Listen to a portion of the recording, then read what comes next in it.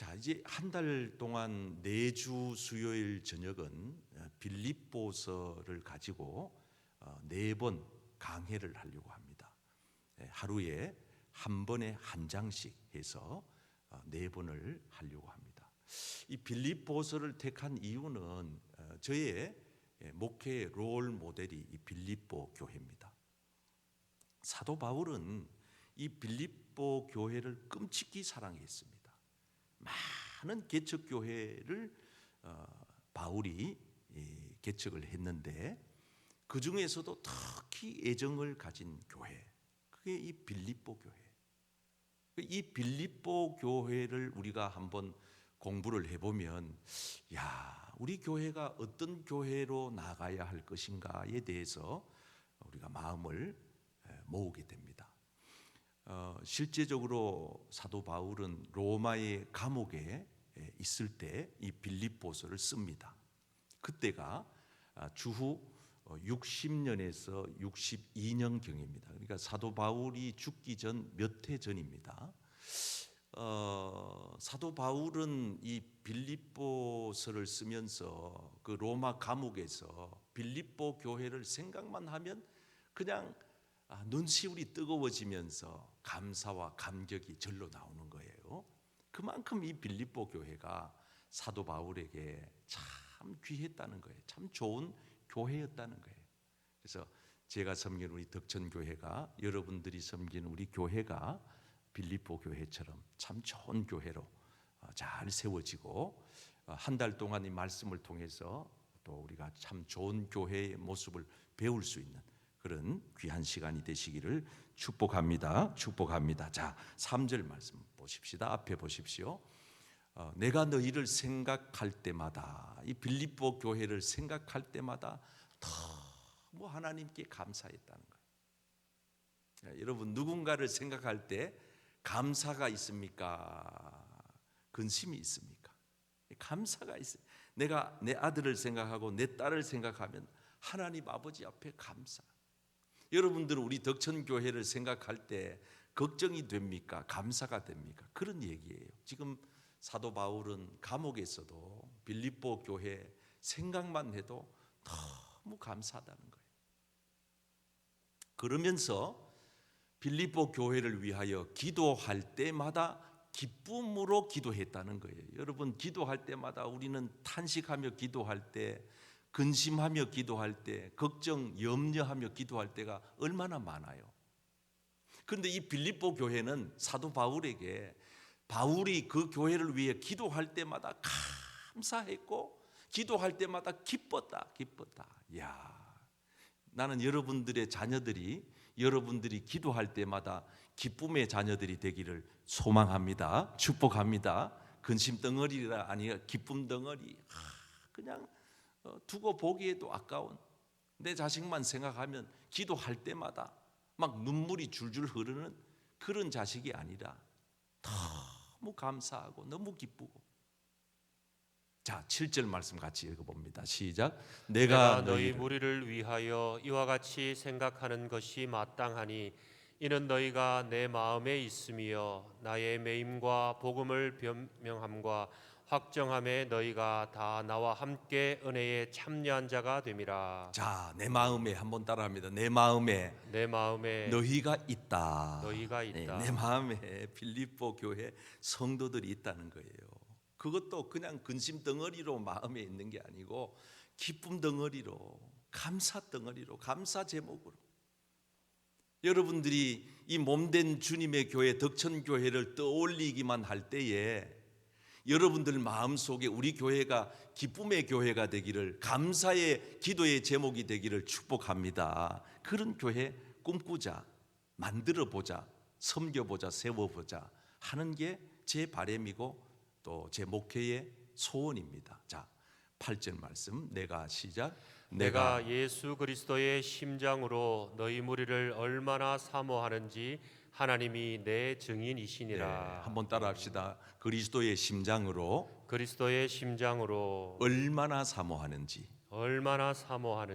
사모한다는, 주님을 생각만 해도 내 마음이 좋거든 주 얼굴 배울 때야 얼마나 좋으랴. 주님을 생각만 해도, 누군가를 생각만 해도 내 마음이 너무 행복하고 너무 좋아요. 지금 이 바울의 마음이, 심정이 이 로마 감옥 안에서 빌립보 교회 교인들을 생각하면 그랬다는 거예요. 사랑하는 여러분, 우리가 사실 교회잖아요. 건물이 교회가 아니잖아요. 교회는 성도가 교회인데 우리 모든 이들이 이 공동체가 함께 어우러져서 우리가 교회가 되고 주님의 몸이 되는 것인데, 여러분, 우리 주님이 생각할 때 이 사도 바울이 빌립보 교회를 생각하듯이 우리 예수님께서 하늘나라 보좌 우편에서 우리를 생각할 때, 김모 목사를 생각할 때, 뭐 무슨 성도를 생각할 때, 야, 내가 너 때문에 얼마나 기쁜지 아니? 내 마음이 얼마나 좋은지 아니? 내가 얼마나 행복한지 아니? 생각만 해도 좋다. 근데 이게 거꾸로 되면 안 되잖아요. 아무개를 생각하면 가슴이 답답해진다. 왜 그렇게 그냥 근심이 되고 걱정이 되는지 모른다. 이러면 안 되잖아요. 저는 우리 교회가 우리 주님에게 빌립보 교회가 사도 바울에게 그랬듯이 그런 교회가 되어서 우리 모두가 주님의 기쁨이 되고 주님의 감사 제목이 되고 주님의 마음에 흡족함이 되는 그런 교회 공동체가 되기를 축복합니다. 자, 그래서 이제 몇 가지 말씀을 같이 나누는데, 이 말씀을 우리가 잘 유념하여 생각을 하고 그대로 순종하면 우리들도 참 좋은 교회, 빌립보 교회 같은 그런 교회가 될 수가 있습니다. 자, 첫째, 앞에 자막을 보면 읽겠습니다. 빌립보 교회는 시작. 빌립보 교회는 기도하고 청종하는 사람이 있었기 때문에 참 좋은 교회가 되었습니다. 네, 한번 따라합니다. 기도하고 청종하는 교회. 기도하고 청종하는 교회. 자, 저를 보세요. 여러분, 빌립보 교회가 세워지게 된 계기를 우리가 알아야 됩니다. 사도 바울이 1차, 2차, 3차에 거쳐서 그 유럽 전역을 전도하러 다니지요. 아마 사도 바울이 AD 64년경에 순교하지 않았더라면은 아마 바울의 그 선교 열정으로 봤을 때 4차, 5차, 6차 막 이렇게 계속 선교하지 않았겠나 하는 생각을 갖습니다. 그런데 그 선교 여정 중에 두 번째 2차 선교 여정 때에 이 마게도니아의 첫 성읍인 이 빌립보를 방문하게 됩니다. 자, 성경을 한번 보실까요? 오늘 말씀에 보면 첫날부터 이제까지 복음을 위한 일에 참여하고 있다. 이렇게 지금 빌립보 교회를 칭찬합니다. 첫날부터 지금까지 너희가 나의 복음 전하는 사역에 참여하고 있다. 이렇게 설명을 합니다. 그리고 이 빌립보 교회가 세워지게 된 배경이 사도행전 16장에 나타나 있습니다. 한번 읽어보실까요? 12절 거기서 시작. 거기서 빌립보에 이르니 이는 마게도냐 지방의 첫 성이요 또 로마의 식민지라. 이 성에서 수일을 유하다가 안식일에 우리가 기도할 곳이 있을까 하여 문밖 강가에 나가 거기 앉아서 모인 여자들에게 말하는데. 자, 빌립보는 로마의 당시 식민지 상태였다는 겁니다. 빌립보 그 지역이, 그러니까 로마 정부가 다스리고 있었던 그런 지역이에요. 어떻게 보면 신앙생활을 하기란 그렇게 넉넉하지 않는 도시입니다. 그렇잖아요? 여러분, 일제가 탄압할 때 우리나라 기독교가 그렇게 넉넉하지 않았잖아요. 수월하지 않았잖아요. 얼마나 목숨 걸고 신앙생활을 했어야 했지 않습니까? 그런 상태였다는 거예요. 그런데 그런 지경에 있는 곳에 사도 바울이 선교사로 가서 복음을 전하는데, 그날 또 기도할 곳, 예배 드릴 처소를 찾아서 이곳 저곳을 다니는데 여자들이 모여 있었다. 강가에 모여 있었는데 그 중에 한 사람이 14절에 나오는 이 옷감 장사 루디아라고 하는 여자가 있었다는 겁니다. 14절 한번 읽어보세요. 두아디라 시작. 두아디라시에 있는 자색 옷감 장사로서 하나님을 섬기는 루디아라 하는 한 여자가 말을 듣고 있을 때 주께서 그 마음을 열어 바울의 말을 따르게 하신지라. 자, 이 중요한 이제 저를 보세요, 여러분. 이 루디아라고 하는 이 여성은 이 기도 모임, 그러니까 그 강가에서 소그룹의 기도 모임에 있었던 여성인데 이 사람의 직업은 옷감을 파는 그런 직업을, 그러니까 우리가 옛날에 그 시골에 보면은 뭐 옷감을 이고 다니면서 이 집 저 집 이 동네 저 동네 이렇게 팔고 다니는 분들이 계셨잖아요. 그릇도 팔고 가정에 뭐 필요한 생필품을 그렇게 팔고 다니는 여성이었는데 이 사람이 거기서 사도 바울과 만난 거예요. 사도 바울의 말을 듣는데 성령께서 역사하신 거예요. 저는 오늘 또 이 설교 말씀을 들으시는 여러분들 심령에 성령께서 역사하기를 바랍니다. 이거 그냥 단순하게 그냥 강의로 들으면은 이거는 별 유익이 없어요. 이 말씀을 듣는 가운데 성령이 임한 거예요. 그래서 이 루디아가 거기서 온전히 내가 헌신하고 당신을 따르겠습니다 하고 이제 자원해서 사도 바울을 돕겠다고 자청하는 겁니다. 그래서 사도 바울이 그 여성을 중심으로 이 빌립보 교회 그 가정에서, 그리고 우리가 성지순례 가보면은 그 터가 아직 남아 있는데 루디아가 살았던 집에서 시작한 빌립보 교회. 그러니까 옛날에 우리도 시골에 가면 저희 고향 교회도 그 고향 교회를 설립하신 장로님 지금도 생존해 계시는데 원로 장로님으로 계시지만은 그 백인름 장로님이라고 하는 이 장로님께서 예수님을 믿고 읍내까지 먼 길을 왕립하면서 예배를 드리러 다니시다가 거리가 너무 머니까 그 당신 집에서 당신 그 자택에서 예배를 드리기를 시작했는데 그 교회가 이제 성장을 해가지고 와연 교회가 설립이 된 거예요. 그러니까 이 루디아라고 하는 여성의 가정에서 교회가 시작된 그 교회가 빌립보 교회다 그 말입니다. 이 빌립보 교회에는 이렇게 기도하는 그룹들이 있었다 하는 거예요. 그래서 저는 우리 교회가 정말 좋은 교회가 되려면 온 교회가 모든 사역을 기도로 시작하고 기도로 마치는 기도의 역사가 나타나는 우리 교회 빌립보 교회 같은 그런 좋은 덕천 교회 되기를 소망합니다. 그래서 원래 제가 여러분들에게 연초에 시작하면서 금년 한 해 우리 교회 목회 중점 사항 제가 7가지를 여러분들에게 수첩에도 나눠드렸고 소개를 연초에 해드렸습니다. 뭘 했는지 잘 모르시겠죠. 근데 이렇게 한번 보면 목사님이 올해는 목회를 저렇게 해나가고 계시는구나 하는 걸 감을 잡으실 거예요. 자, 올 한 해에 제가 주력하는 목회의 중점 상황이 바로 이런 내용들입니다.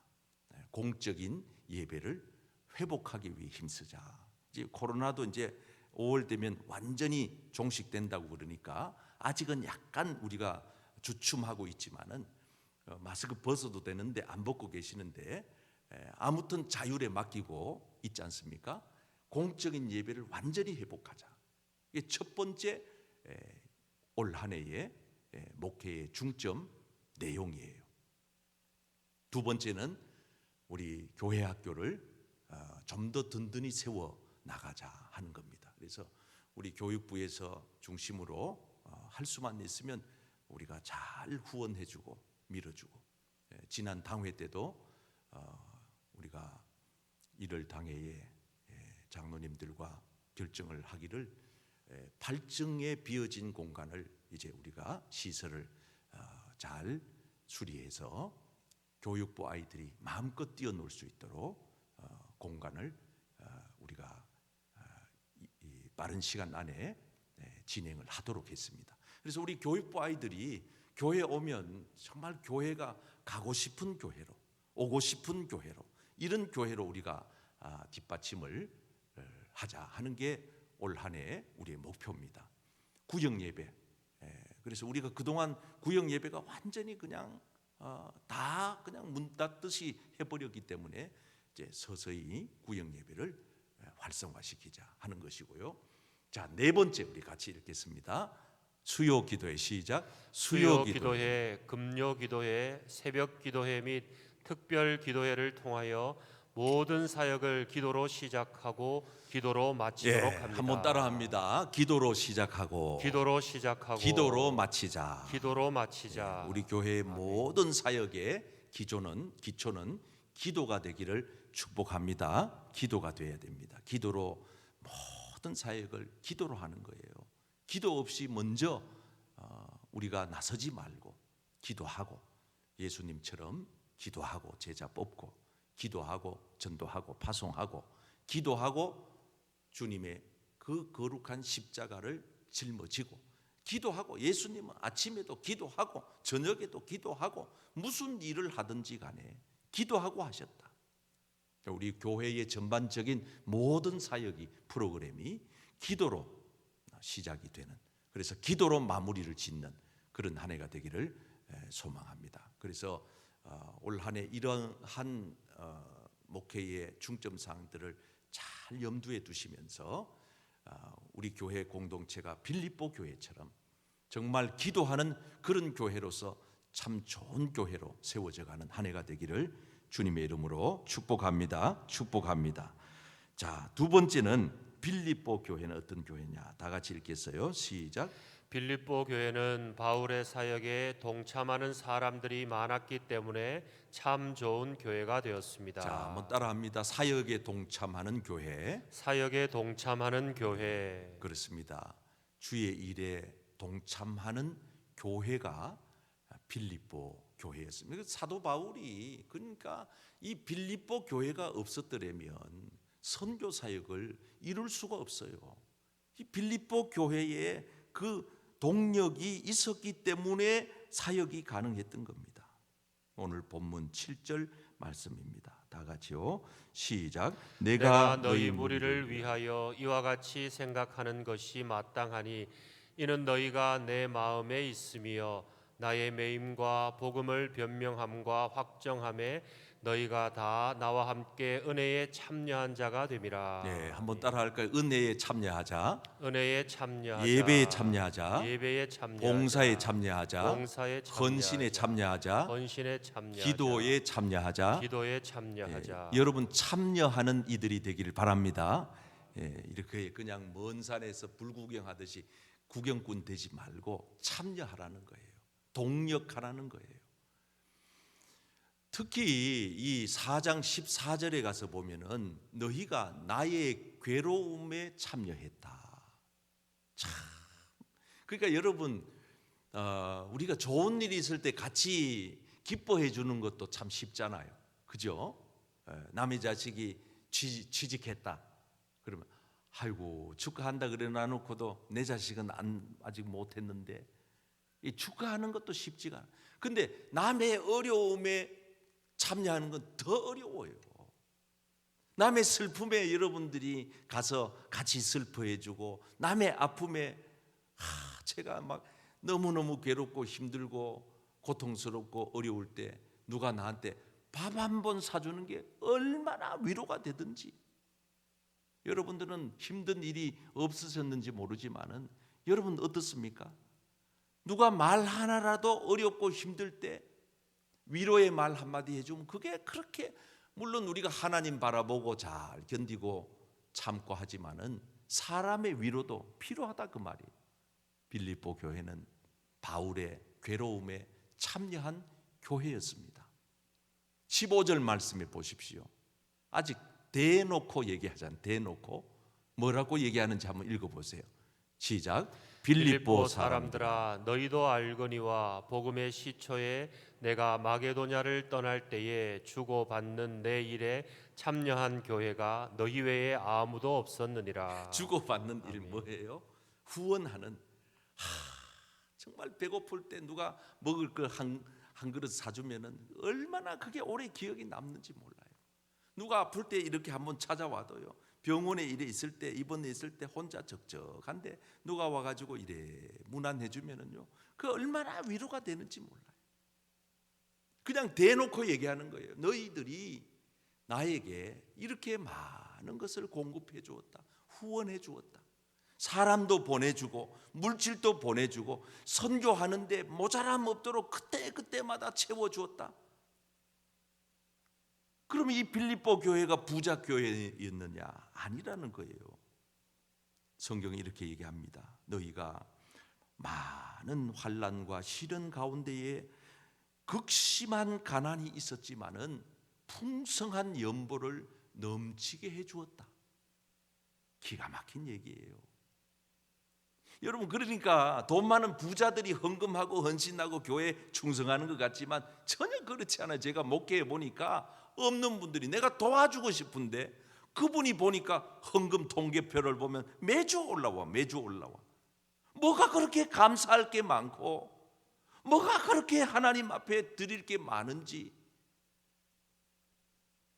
제가 봐도 살아가는 형편이 넉넉지 않은데 그냥 정부 보조 얼마 받고 사는 그 어려운 분이 하나님 앞에 드리는 것을 보면 기가 막힌 거예요. 이게 지금 빌립보 교회였다는 것입니다. 3절에 너희가 힘대로 드릴 뿐만 아니라 힘에 지나도록 자원해서 바쳤다. 자원해서. 누가 하라고 해서 한 게 아니라 스스로 자원해서. 그리고 또 사람도 보냈습니다. 이 로마 감옥에 있을 때 너무 힘들었을 때에 빌립보 교회가 에바브로 디도라고 하는 사람을 보내가지고 돕게 했습니다.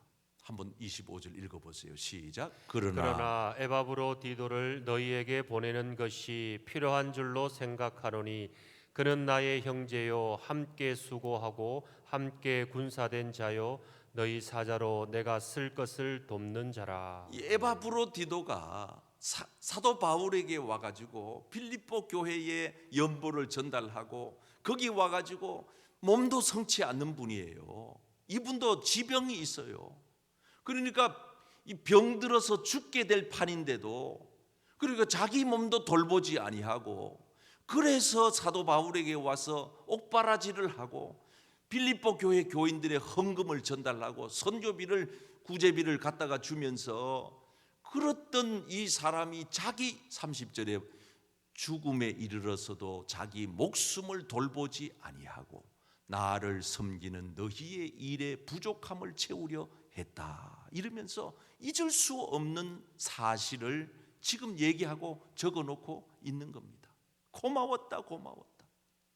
내가 그때 그 사람을 너희들이 나에게 보내었어. 그래서 사도 바울이 나중에는 돌려보내잖아요. 빌립보 교회로 돌아가라고 하잖아요. 당신도 몸이 성치 않은데 뭘 나를 돕는다고 하느냐? 당신도 지금 형편이 넉넉지 않은데 뭘 한다고 하느냐? 가서 교회 빌립보 교회 돌보라고 돌려보내잖아요. 참 위대한 거예요. 그러니까 교회는 이렇게 남이 어렵고 힘들 때에 사역에 동참하는 그런 그룹들이 많아요. 기도의 그룹도 필요하고 사역에 동참하는 그룹이 많아야 빌립보 교회와 같은 좋은 교회가 되는 거예요. 오늘 또 저는 사실 그동안 우리가 코로나 한 3년 동안에 많은 사역들이 위축이 돼 있었잖아요. 그래서 제가 오늘은 우리 그 권사님들에게 원래 있었던 그 장례 조가팀 좀 부탁을 드렸어요. 그랬더니 아침 이런 시간이잖아요.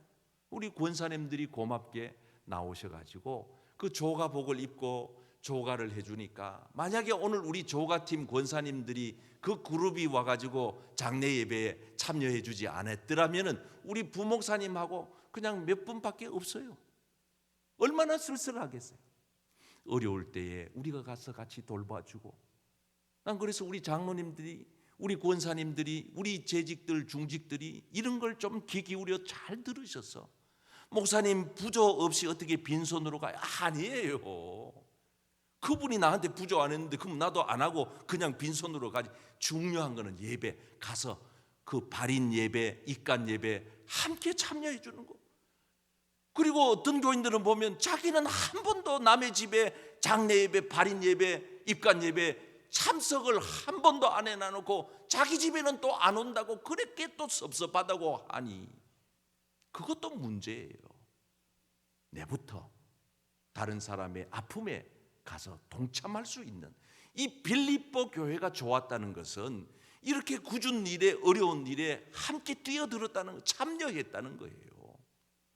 여러분, 교회가 하나님이 기뻐하시는 건강한 교회로 성장하려면 이렇게 참여하는 이들이 많아야 돼요. 특히 결혼식 같은 이렇게 축의하는, 기뻐하는, 축하하는 이런 자리에는요, 그다지 신경을 많이 안 써도 그냥 저절로 다 굴러가요. 그런데 슬픔 당한 가정들은요, 그렇지가 않아요. 병원 신방 잘해야 되고요, 아픈 사람 잘 돌봐야 되고요.